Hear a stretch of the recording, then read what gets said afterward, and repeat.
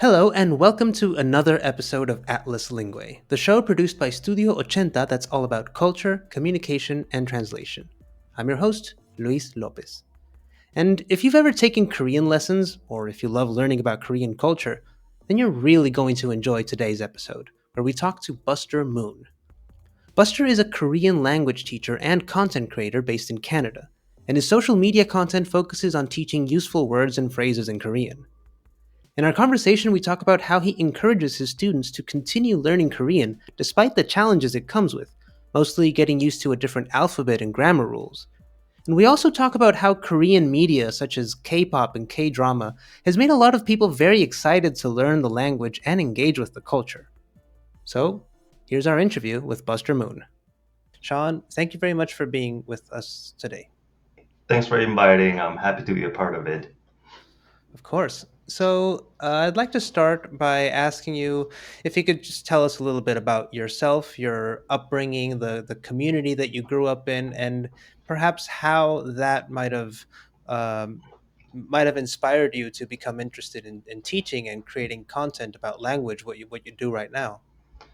Right. So I was born and raised in Seoul, Korea. So that's where I came from originally. Then when I was 16, my parents asked me if I wanted to, go to Canada and go to school there, right? And at first I didn't want to go, but then after giving a thought for a few days, I said, why not? So at 16, I came over, started going to school here, and then naturally started learning English, right? And then after that, going to university, I became very interested and passionate about learning other foreign languages. So I started learning Chinese, and right now I've also learned Italian. Now learning Spanish, right? So I was a language guy in general. So I was always interested in talking about language to people around me, with my friends and whatnot.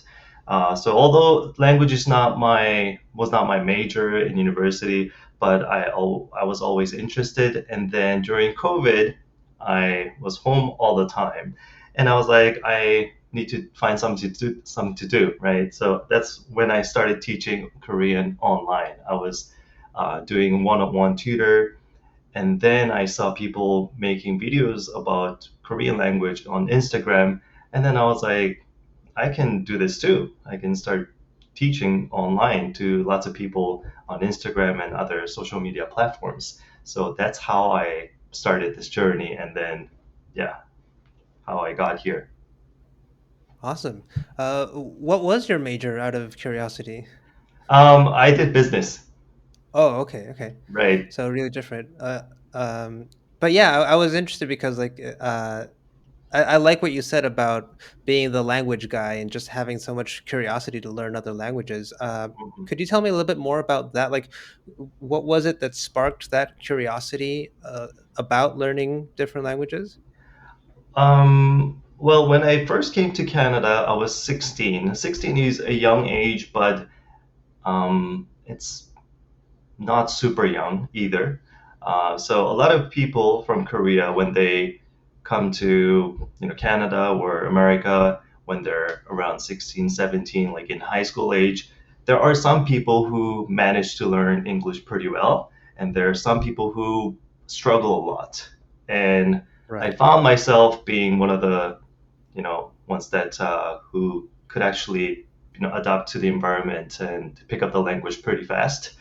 So um, I felt that I have somewhat talent in this area, right? And then Right. when I was in university, I had to pick a foreign language as an elective, and then I chose Chinese. And although I am from Korea, which is very close to China, these two languages are very different. But I Right. was Yeah. still able to manage and learn Chinese, and I speak fluent Chinese now. Oh wow. So and then I enjoyed learning these. Like it didn't feel like work. Like it was just something I Right. truly enjoy, right? So it just naturally became how it is. Okay. Okay.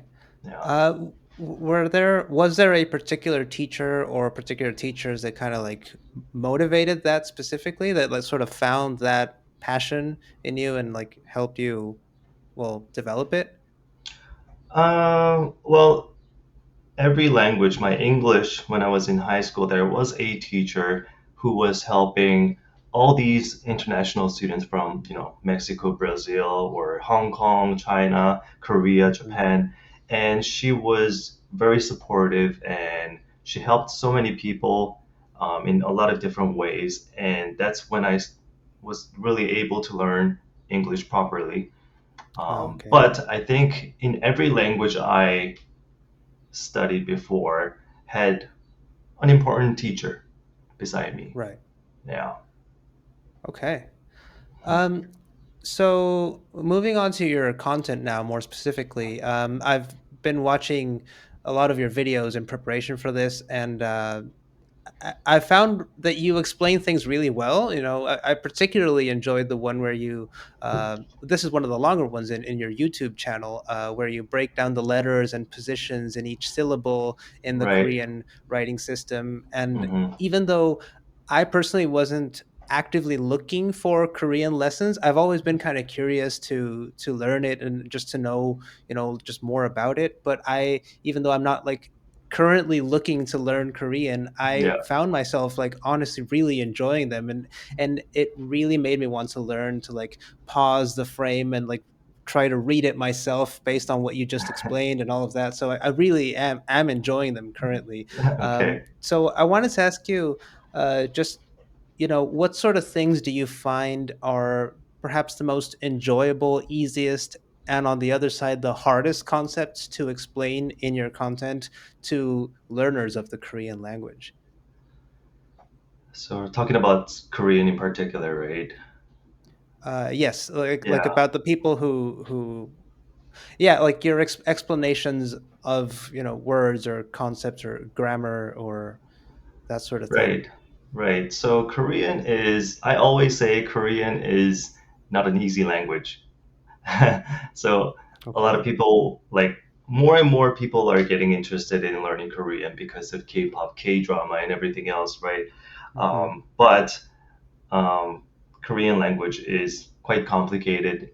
It's not one of the easiest languages. Like, if you speak English, Spanish is not so difficult if you actually put time and Right. effort into it, right? A lot of people manage to learn Spanish pretty well. But if you were to try and Yeah. learn Korean, at first you're very motivated, but it gets quite challenging.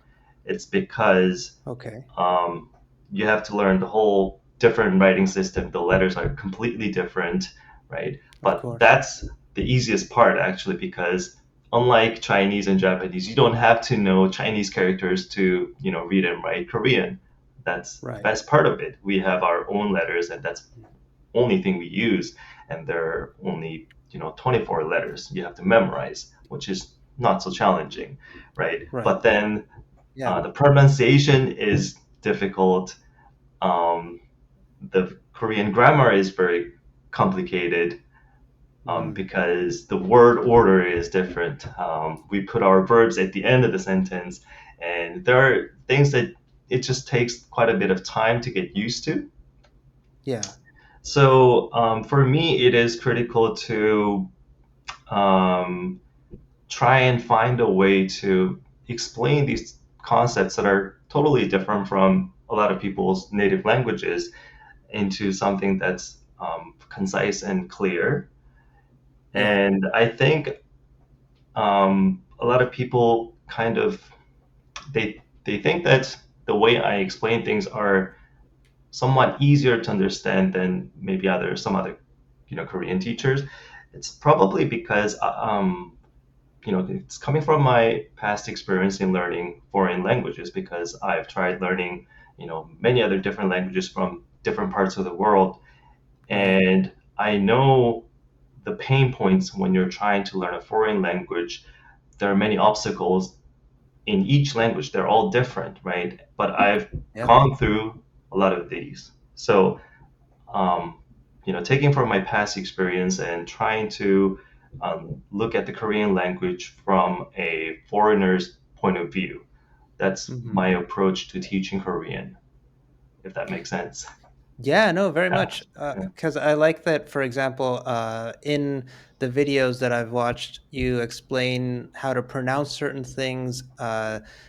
Like you said, for example, that there's an R that's similar to the Spanish or Italian Exactly. R, right? Right.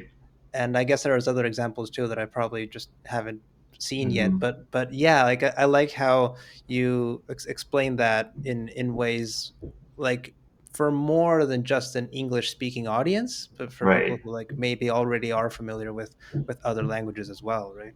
Right. So the Korean R consonant actually it does sound pretty much like the Spanish R sound, except that we Right. don't roll it like we don't do that sound. Right. But when we enunciate the Spanish R sound, your tongue touches the palate, right? But in Right. Yeah. English, when we say, for example, radio, your tongue doesn't touch Right. anywhere, right? So, you know, a lot of people do know that sound of the Spanish R. So if I use Like that in for, pero, for example. yeah, pero, right? Exactly, the Hmm. same sound. That's why Korean people are probably mm, it's easier for them to learn Spanish than some other people from Asian countries. Oh, okay. Yeah, in terms Interesting. of the pronunciation, Yeah. and vice versa too. Spanish people are not going to have any problems trying to pronounce that Korean R sound, whereas American Right. people will. They do have a lot of difficulties trying to master that sound too. Yeah. Of course. Mhm. Okay.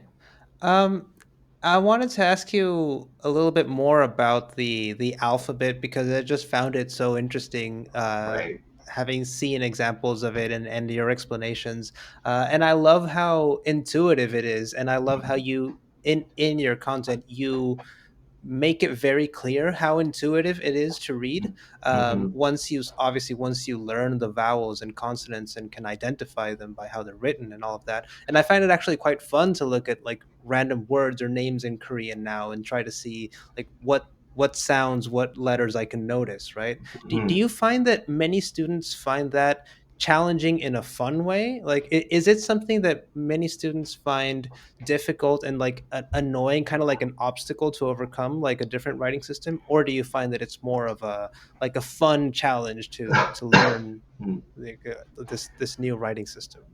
A lot of my students find it rather fun than being very difficult because Okay. it's the first step, right? When you're learning a Yeah. language from the beginning, you're very motivated and everything Right. seems so interesting, right? And Korean writing system, the letters do look very interesting. People think, it looks very cute. We have like straight lines and circles. Some consonants look like a person or Mm. a person with a hat. So they Right. do look very interesting, right? And because there are not so many, like I said, there are 14 consonants and 10 vowels that you have to know. So it is obviously not super easy when you first encounter them and trying to memorize all 24 letters, but it is challenging, but it's not so overwhelming. So a lot of Right. people do enjoy learning the letters. Um, but the difficult part about learning Korean alphabet is the pronunciation of each letter. Right. Yeah. So we do have Korean G, but it doesn't necessarily sound exactly the same as the English G, right? So a lot Yeah. of people struggle finding that subtle difference, and because they're so used to pronouncing the letters in only in their own language, it is very hard to adjust the sound to make themselves sound more like a native Korean speaker.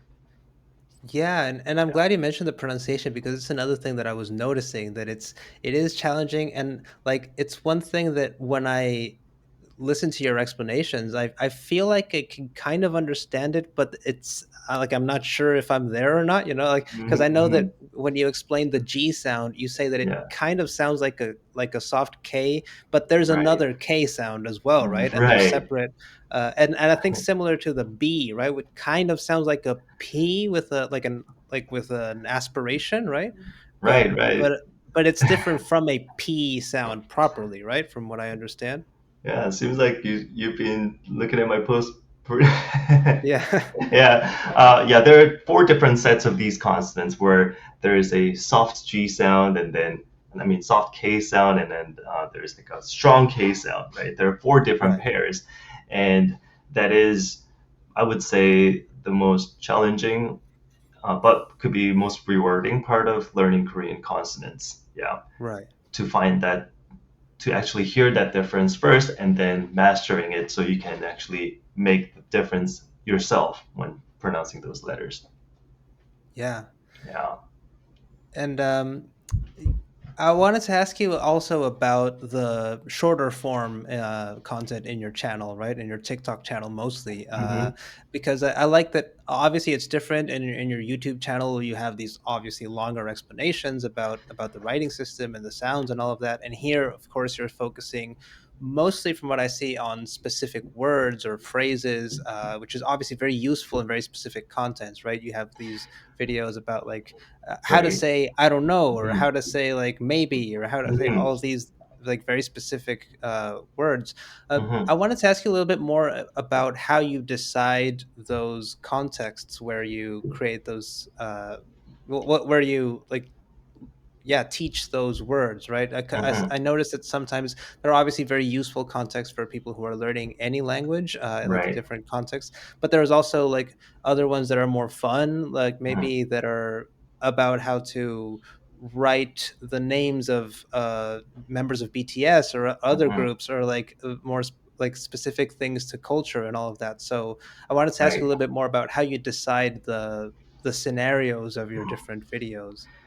Right. So when I think about what kind of content to make and post on, Instagram and TikTok, obviously, these days people's the focus span is very short, right? People only Right. can focus for a few seconds. So Yeah. it is really important to make it as, short and informative as possible, right? Yeah. So I have to always think about teaching things that are relatively simple, right? I don't Right. want to go into complicated grammar and pattern and trying to break it down and explain how it all works. It takes at least few minutes, right? So Yeah. things like how to say yes, how to say no, how to say hello. That's easy enough and short enough so that people can focus and actually, they're going to try and consume that content and absorb it, right? Yeah. So my main focus is how to keep Korean learners engaged and interested and don't feel that they're so overwhelmed and they're not going to watch it, right? So Right. my main goal is for the Korean people to watch my video and learn something. So I focus on simple things. That's probably the most important thing I keep in mind. And even if it's a simple thing, but if the content is too dry, they're gonna get bored. If I say, how to say hello in Korean, and I say Right. 안녕하세요, and if that's the end of the video, it's not so engaging. So sometimes I try and do some acting, like I Oh play yeah. two different roles, right? I say hello, and then I try and become another character and say hello back, and things like that. Um, Yeah. so I try and find different ways to make it interesting and engaging. Yeah.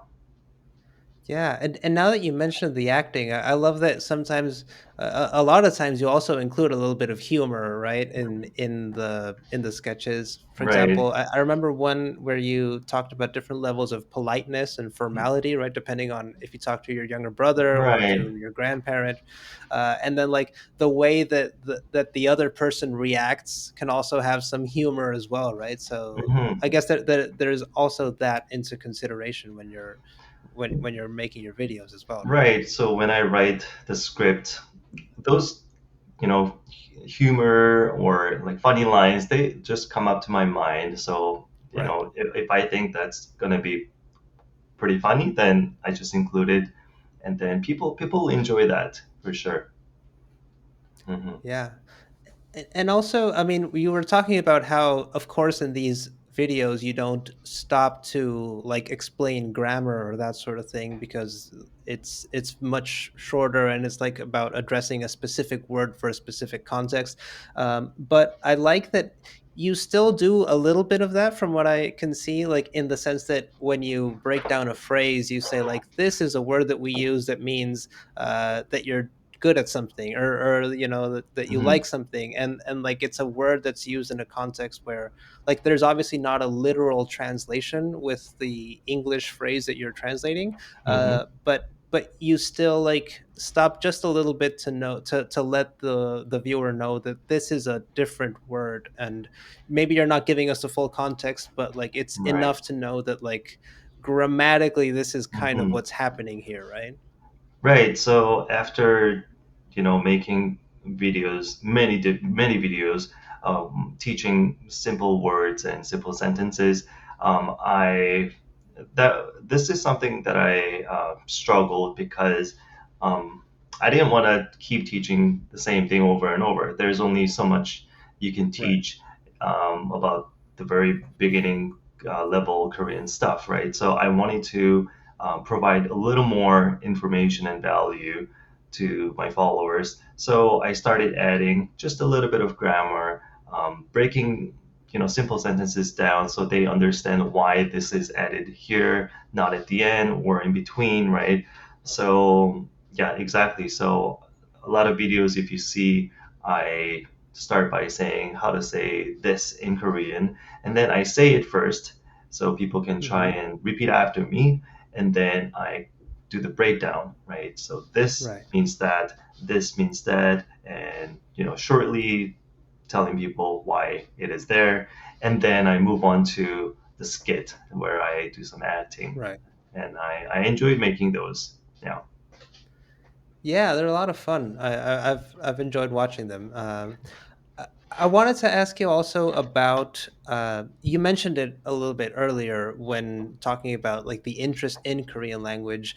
Um, Coming maybe if not mainly at least like largely from a group of people that have been consuming Korean media a lot, right? Mhm. Of course, Korean culture has become very globally successful recently, perhaps in the Right. past decade or so, right? Yeah. With such a boom in K-pop, K-drama, and movies such as Parasite, and having huge fandoms in all of these areas. And I would love to know what you think about that and what you think draws people to enjoy Korean media so much. Um, so because I am from Korea, I grew up, you know, in Korea from 90s, and so Hmm. I lived in Korea before K-pop and K-drama, K-movie were getting exported globally, right? Right. But when I was I don't know, I would say when I was in maybe elementary school, when I was really young, Korean music and dramas were already getting really popular all over Asia, right? Okay. Before getting Yeah. expanded to the global level, right? Okay. So I think it is because Korea is a small country, right? It's not Right. it's not really big. Like we have quite a bit of people. We have 50 million people. It's not a small population, but Korea is considered a small country, and you know, Korea experienced the war before, and Right. our situation economically it wasn't great back then. But then Korean people worked hard to, bring the country up to the level where they can actually compete against other countries, and Right. and and our domestic market wasn't big enough, so that's Hmm. why we had to make something really good so that other countries can actually consume our content. I So see. in that sense, I think that's what actually motivated Korean people to be greater than great, and they actually Right. started making singers that are you know they sing better and dance better, and They just do everything better than, let's say singers around, neighbor countries. So those Yeah. started getting exported, and then same thing happened with K drama. The quality of the Okay. drama, the storyline, the actors acting skill and everything was just outstanding. Like it just stood out. So people from China and Japan started watching K dramas, right? But I never really Right. saw any Chinese or Japanese drama growing up in Korea. They just never came in, but everything Okay. was going out, right? And then it just, I don't know, it was getting exported for maybe a decade, and then because of YouTube probably, and with Netflix and everything can go globally so fast now, right? So Korean Right. content was just ready, but maybe didn't have a way to approach the Western countries. But Right. now it is so I easy see. to get to anywhere you want, right? So I think Korea, everything was ready in Korea, and they found a way to, move out, and now Right. it's just globally very, everyone's just enjoying it so much. Yeah. So yeah, that's what I That think. makes a lot of sense. Yeah. I guess I hadn't really thought about it that way, in that it was actually the Korean market that was aiming to export its products globally, right? And as you mentioned, I didn't know that it had started first in Asia, well, maybe a couple decades before it Yeah. really became global. And then it's the technology, the streaming technology, that allowed it to be much more accessible beyond Asia, right? Right.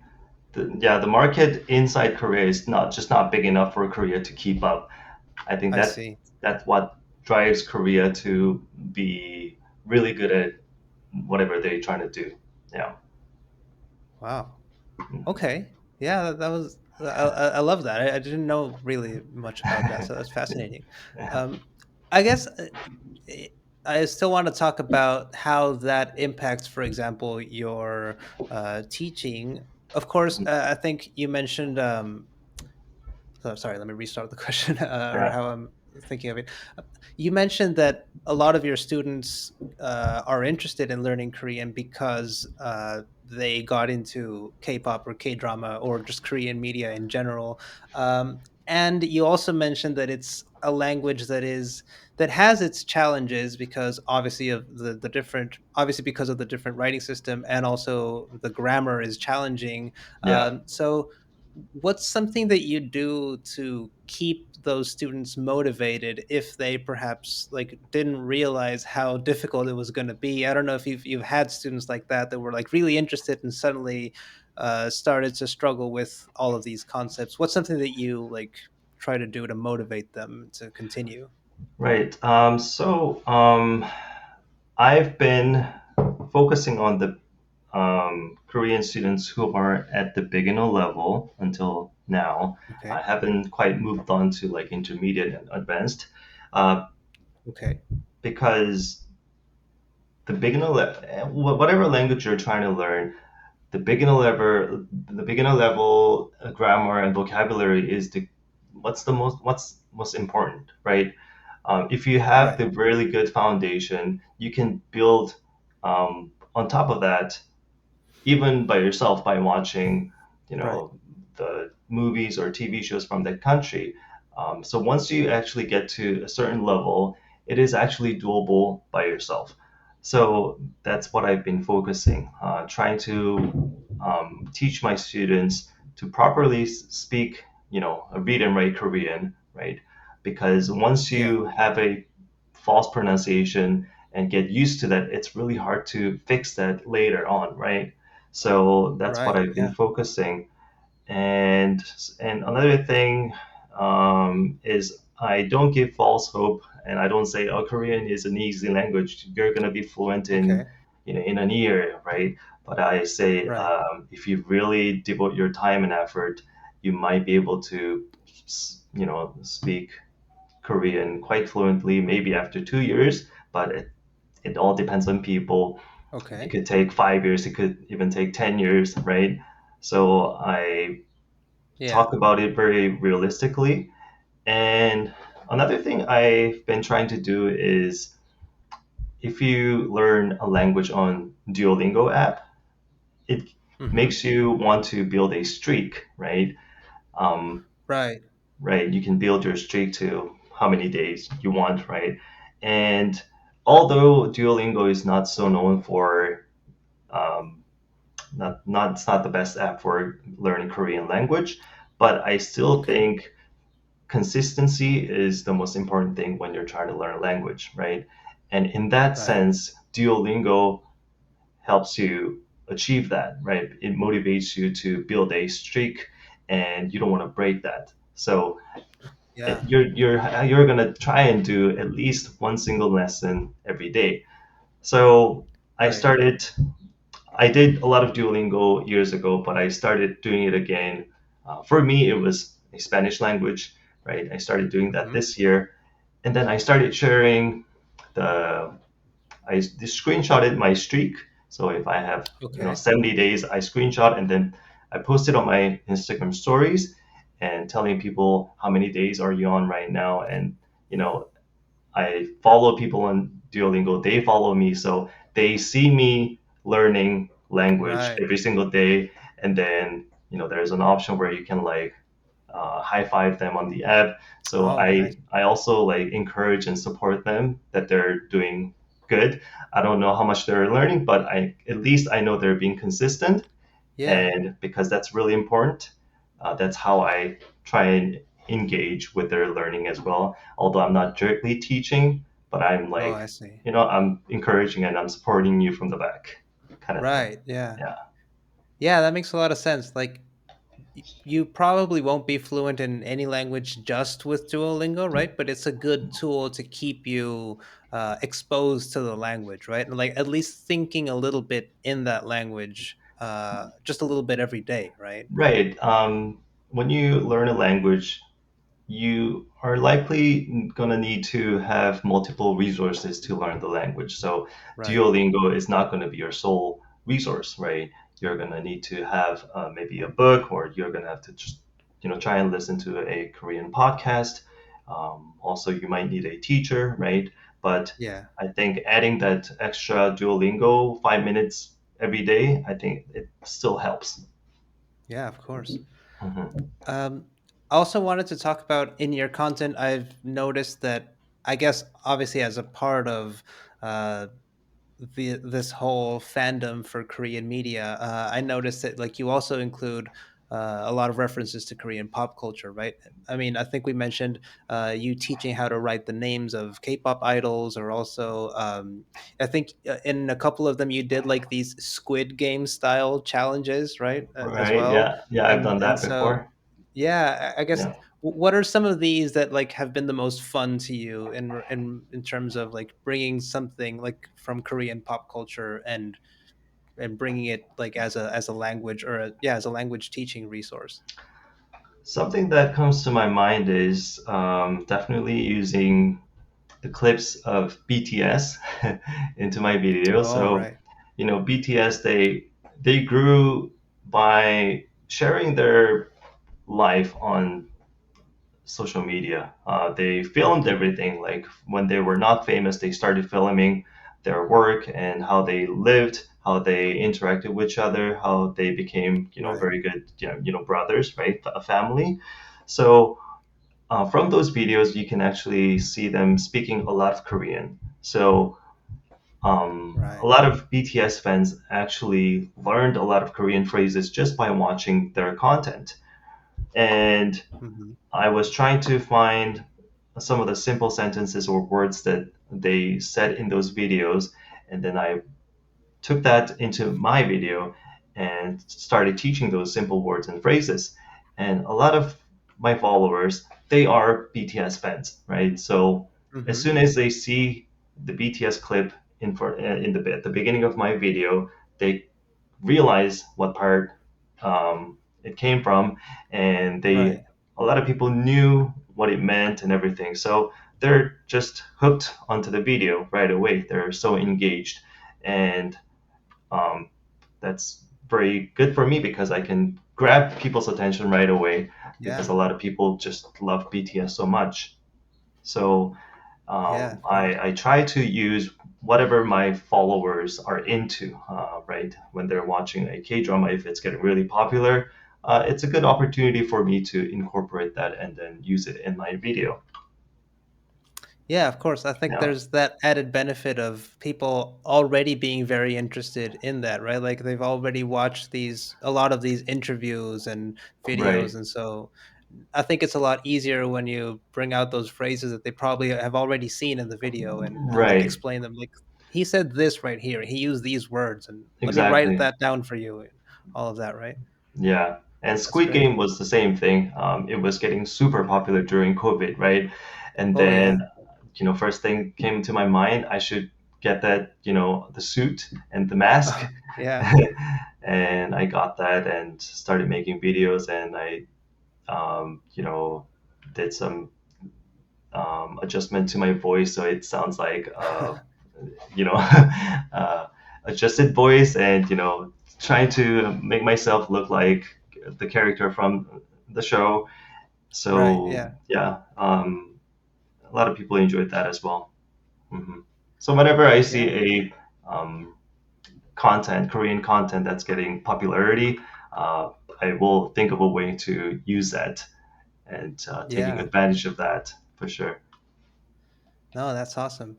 And something else that I wanted to mention, this is of course like not necessarily a huge part of your content, but I did notice it and enjoyed it. That you've Okay. also sometimes posted videos about soccer. And I really loved like your video where you did this live reaction to the South Korea versus Brazil match in All the right. last World Cup. So Right. I wanted to start this by asking you, what was your reaction when Korea scored that second goal against Portugal? My reaction to that goal, well, we Yeah, needed that goal to proceed to the second round. yeah, And the game was getting towards the end. And, it is difficult to beat Portugal, right? yeah, of um, course. but then we had that last moment. Son was dribbling with Yeah, so many defenders from Portugal. And then the guy who scored, Huang, he sprinted. And then somehow Son delivered the ball to Huang, and then he scored. Well, it was an ecstatic moment, right? It's just yeah, something that you can't believe. Like, it's past 90 minutes. We needed that goal to proceed, and we actually scored and beat yeah. Portugal, right? When I was young, 20 years ago, 2002 Korean World Cup, Right. we played against Portugal and Jisung Park scored the winning goal and we won. Oh And yeah, yeah, yeah, so it kind of brought me good memories and that it was a wonderful goal for sure. yeah. No, Yeah, I just wanted to ask because I saw this live reaction of yours and I saw how passionate it was, and I imagine it must have been just as intense, right? Because I right, watched it, and as a non-Korean or Portuguese person, I just found right, it so poetically beautiful, and yeah, I right. imagine that you must have enjoyed it as well. Right. Yeah. I was going crazy for sure. Yeah. But then we met Brazil right after, Right. and it was horrible, but it's Brazil, right? Well, yeah, I Yeah. guess. Um, are you a fan and or a player of soccer in any way? I've enjoyed playing soccer Okay. all my life. So I've been to a few games, and when I was in Korea in 2002, I lived there. So I went to a Right. couple of World Cup games Oh, too you did. with my Okay. dad. Yeah. So, and in 2026, Canada is going to have some World Cup games. Right. So, Yeah. as well as Mexico, right? And Mexico. Yeah. Yeah. Yeah. Yeah. So, I'm definitely going to some games here. Yeah. That's gonna be awesome. Yeah. And I guess like a little bit related on that note, I know that you also like to share interesting facts about Korean life and culture, including sports, of course. So, if I Mhm. remember correctly, I saw one of these snippets from a class of yours where you explained the different rules for basketball in North Korea, right? Oh yeah, They have slightly different rules about how slam dunks are worth 3 points and all of that. Um, right. and I just found out like a really interesting fact. What are some other fun and interesting facts that you enjoy sharing about Korean life in your classes or just, in general? Um, Korean culture. There are many things. Usually, if we have something very different from other parts of the world in terms of the culture, that's something I would like to share the most, right? One of Yeah. the main things that comes to my mind is the Korean age, right? So Okay. in Korea, when you're born, you're already 1 year old because you've lived your Oh, life close to a year in your mom's belly, right. Okay. right? So when you're born, you're 1 year old. And then Ah. everyone gets a year old on New Year's Day. So January 1st, everyone from your year gets a year Hmm. old older. So Oh, okay. when you go to your class, everyone has the same age. No one is, some Right. some some are 15 and some are 16. Everyone's It gonna doesn't be, depend on your 15. birthday. It doesn't depend on the birthday because Okay. if you're born in the same year, you're pretty much the same age, right? Oh, okay. Because if you're a year older or you're younger than somebody, the way Hmm. you speak to the person is going to be different because we have different Oh, politeness right. levels, right? Yeah. So even if you're in the same class, if you have a classmate who's older than you, then you're going to have to speak politely, which is weird. You're in the same class. Yeah. That's why Oh, we that's have, interesting. I think that's how the Korean age system started because of that. I mean, that's definitely a part of it, right? Oh, So okay. sometimes a really funny thing happens. If you're born on December 31st, you're one, right? And then the Uh-huh. next day, You're January two. 1st, you're two. Oh, okay. But you've lived only 24 hours, but you're already 2 years old. Oh, wow, that's interesting. I was just about to ask, like, when it like, was it, like, the immediately the January 1st after you were born or the one after that or how it worked? So, okay. Wow, that's interesting. I didn't know that. I love it. But yeah, so those type of things I definitely like to share, and people are like, "Oh, that doesn't make sense," but it's funny, right? And that's how Yeah, it is in Korea. Um, but I think the Korea is trying to go away from the age system because okay. Korea is the only country who's using that, Right. yeah, how to calculate the age, right? So they're trying to go away from it, but I think, in my personal opinion, they should keep it. It has been the way it's been in Korea, and I Yeah. think it's unique. It's what makes Korean culture unique. So Yeah, certainly. I don't So mind interesting. it, but yeah. But they've been saying they want to get rid of it this I year. see. Oh, okay. Yeah. So now I wanted to ask you a little bit about your experience as a Korean living in Canada. I mean, now that you mentioned you've been there since you're 16, right? Right. So I guess, of course, you've been there for a long time and now Mhm. are at home there, right? But I Right. wonder if there's like still some cultural differences that like maybe not that you're not used to because I'm sure you are already by now, Mhm. but that still kind of like I don't know you find amusing or interesting, and if there's something that you miss about home, there's something you know that you try to find comfort in, perhaps in Korean communities near you, or how does that work? Right. So I've gotten used to the life here in Canada for sure because I've been here for close to 20 years, and sometimes when I go to Korea, Yeah. there are things that I I forgot. So Okay. oh, like I sometimes do get culture shock about Korean culture. Like Right. Okay. like I knew it before, but I kind of forgot about it because now I'm used to the Canadian culture. And then when I go back, oh, this is how Koreans are like, right? Right.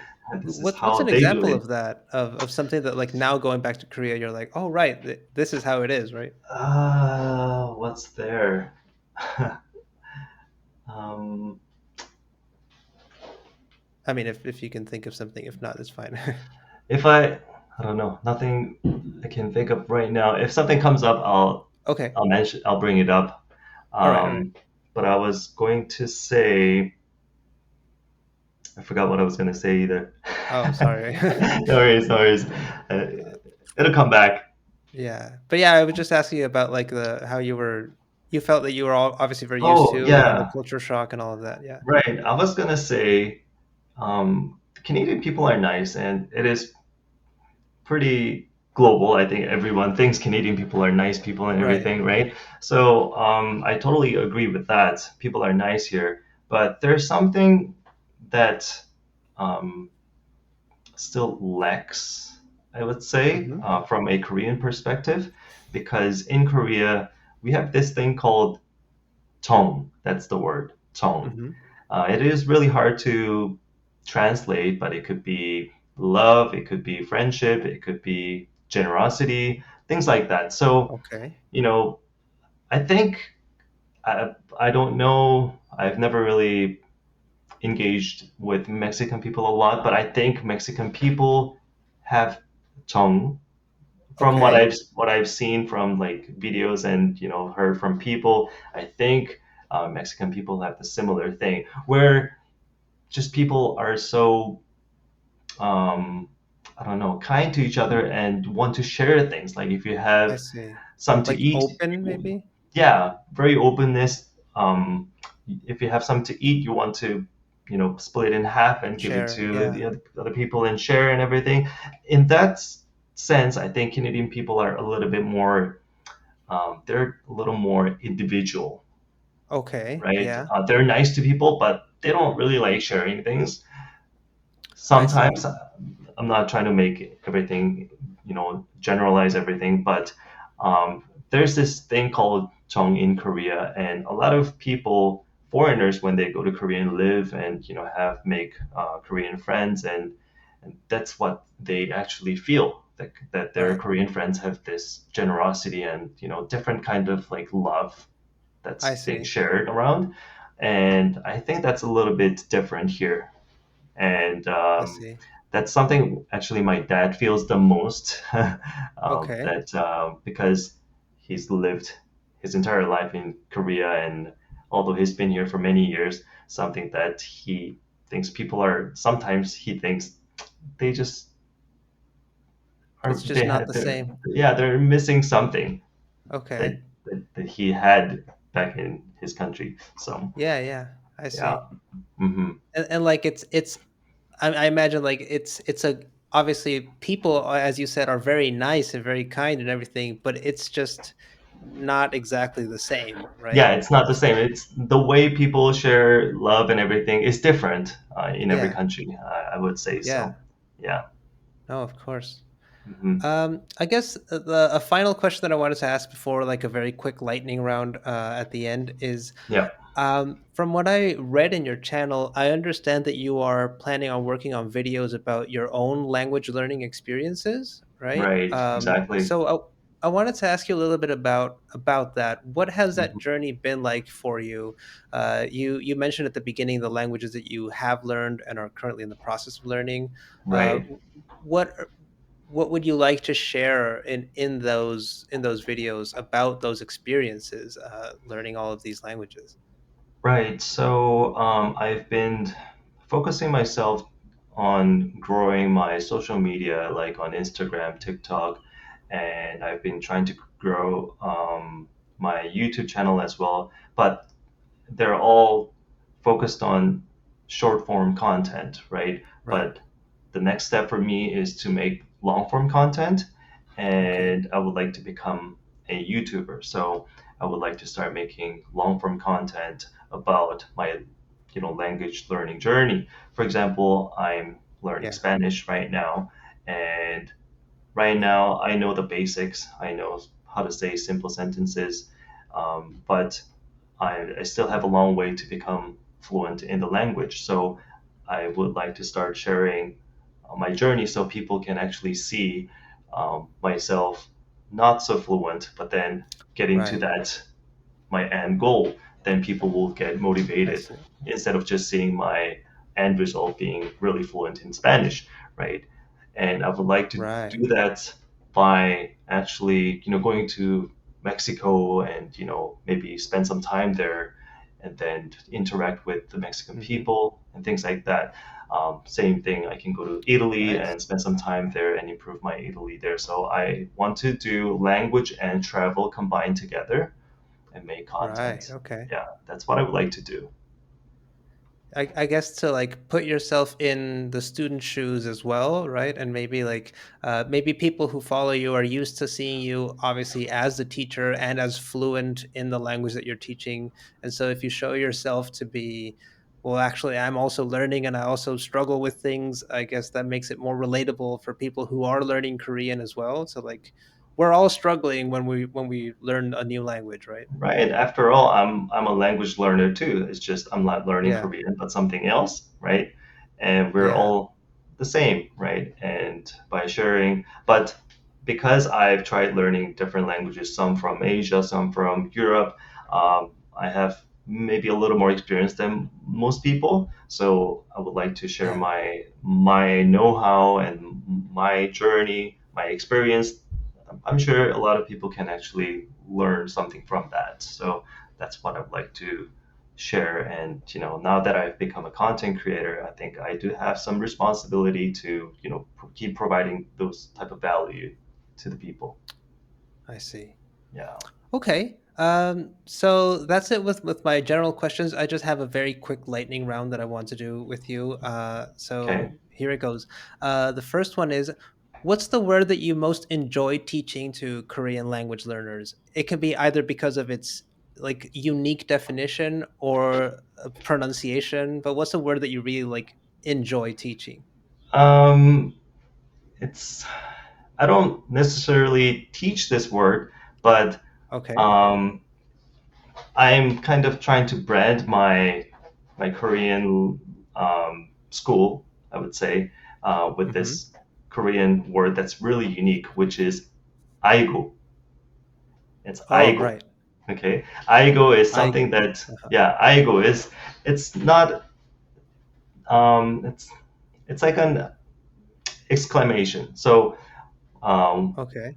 it's very useful. You can say this when you're happy. Let's say um, your son came back home from somewhere, then you Okay. can say, "Aigo, my son came back."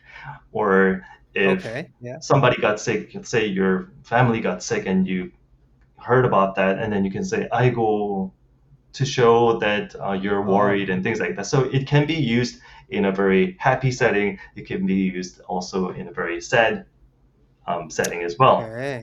So it is very versatile word that can be used anytime, and it is very Korean.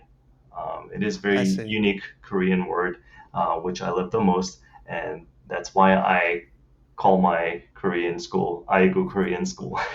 Oh, nice. Yeah, It's like a word that once you know when and where to use it, it like shows that you understand the language a bit better, right? right. And they say it a lot in K dramas. So a lot of Korean learners, Ah, I most of them, see. they already know it before they start learning because they watch K drama all the time. So it Okay, is something that people know already. So yeah, I it's a see. powerful word. Yeah. Well, well, so much for the lightning round because I'm already doing follow-up questions on that. But it's just so interesting. Okay, but next question. What's your favorite Korean comfort food? Korean comfort food. Um, huh, um, my Korean comfort food. I'm not a picky eater. I enjoy Okay. everything, but something that I would like to have as my comfort food, I would say kimchi soup. It's called kimchi Okay. jjigae. Okay, so kimchi is Uh-huh. one of the most famous Korean traditional food, right? It's fermented cabbage, Yeah, yeah. spicy, right? Of Korean course. people make this soup with kimchi. We put like tofu and stuff like that, in the soup, and it is very common dish. People cook it all the time at Hmm. home, and it just makes you feel home when you have that. It's Right. nice and warm, and it's got the spicy kick to it. Yeah. I see. Hmm. Sounds great. Um, Next one. Do you have a trivial talent? Like, for example, being able to roll your tongue or to like burp the alphabet or something like that? Talent. I I don't think I have any trivial talent. Not that I Okay. can think of. No. Okay. Just curious if there Yeah. was one. Um, anyway, so final one. Yeah. Now that you mentioned that you are learning Spanish, Mhm. what's like your what the favorite thing that you've learned so far? Either like a word or a phrase, or just your favorite thing currently about the language as you're learning it. My favorite thing about the language. I don't know. One of my main goals for learning Spanish is to be able to understand, watch, soccer in Spanish and understand the Oh, commentators, right? yeah, Because they speak super fast when they comment about the during the match, yeah. right? I would like to understand that, and then they say words like "colazo" and things like that, right? Hmm. So I would like to know more about the football terminologies in Spanish. Um, Right. yeah, and also I actually want to come to Mexico and spend some time there, Yeah, and that'd be great. experience the culture and food, right? Taco and everything, and Yeah, food is also a big part of it. go to soccer games. Soccer games for sure. Yeah, definitely Yeah. going to watch some Mexican soccer as well. I like the fact that it's not soccer, it's football. Oh yeah, yeah, Yeah, but when I speak English, I just say soccer. But yeah, yeah. hmm Yeah, and now that you mention it, I hate the whole thing where like people are very like making a rivalry out of soccer versus football. Where like, I hmm mean, we're referring to the same thing. right, They both mean the same thing. It's fine, right, you know. right. But yeah, Hmm. great. Yeah, and I love that you mentioned that because it's true. Like, obviously, well, Spanish speaking commentators of soccer is just such a unique sound, and it feels very like because you have different accents, like the Mexican ones and the Argentinian ones as well, who like have this very obviously different accent, and it's just Right. such a part of the culture, like watching Hmm. soccer or football here, Right. and yeah, I'm glad that you mentioned that because it's such a unique thing as well. Exactly. Great. Yeah. Well, yeah, I think that's it. If is there anything else that you would like to add? Maybe if you'd like to let us know where we can find you on social media or everything else. If you'd like to, yeah, just let us know where to find you. Um, if there's people who are listening to this and want to start learning Korean, I actually started giving out my free ebook on how to read and write Korean. So it teaches you how to, Nice. all the consonants and vowels. So I'm giving out for free, which I Wow. was selling it. So if you're interested, you can go to bustermoon.substack.com, and you can just subscribe to the newsletter, and you should be able to see the post where you can download the ebook for free. Awesome. Yeah. Great.